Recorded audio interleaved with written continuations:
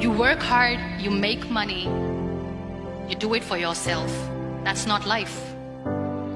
You go out, you seek for people who need your help, you make their lives better. You become that sponge which can absorb all the negativity, and you become that person who can emit beautiful positive vibes. And when you realize that you have changed someone's life, and because of you, this person didn't give up, that is the day when you live.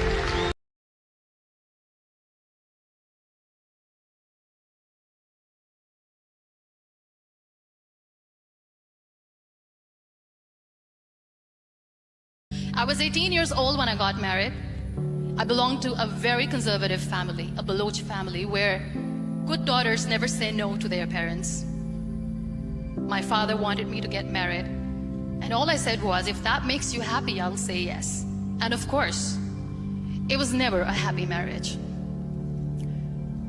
Just about after 2 years of getting married, about 9 years ago, I met a car accident. Somehow my husband fell asleep and the car fell in the ditch. He managed to jump out, saved himself. I'm happy for him. But I stayed inside the car and I sustained a lot of injuries. The list is a bit long. Radius ulna of my right arm were fractured. The wrist was fractured. Shoulder bone and collarbone were fractured. My whole rib cage got fractured. And because of the rib cage injury, lungs and liver were badly injured.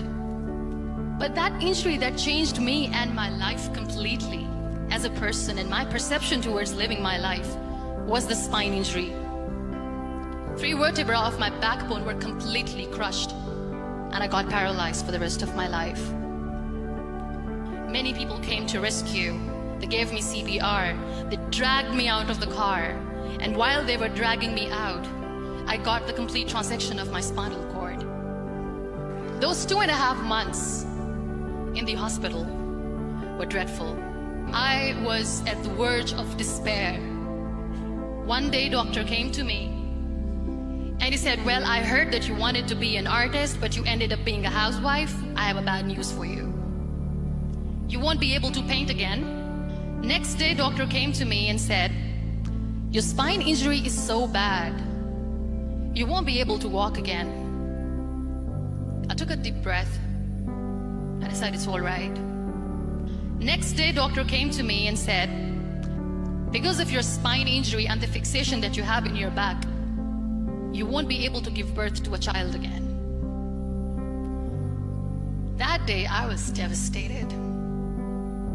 I still remember, I asked my mother, why me? And that is where I started to question my existence. Why am I even alive? And that is where I realized that the words have the power to heal the soul. My mother said to me, this too shall pass. God has a greater plan for you. I don't know what it is, but He surely has. That day I decided that I'm going to fight my fears. So I wrote down one by one all those fears. And I decided that I'm going to overcome these fears one at a time. Do you know what was my biggest fear? Divorce. I couldn't stand this word. I was trying to cling on to this person who didn't want me anymore, but I said no. I have to make it work. But the day I decided that this is nothing but my fear, I liberated myself by setting him free. And I made myself emotionally so strong that the day I got the news that he's getting married, I sent him a text that I'm so happy for you and I wish you all the best. And he knows that I pray for him today. Number 2 was, I won't be able to be a mother again. And that was quite devastating for me. But then I realized there are so many children in the world, all they want is acceptance. So there is no point of crying, just go and adopt one. And that's what I did. 2 years later, I got this call from a very small city in Pakistan. I got a call and they said, are you Muniba Mazari? There is a baby boy and would you like to adopt?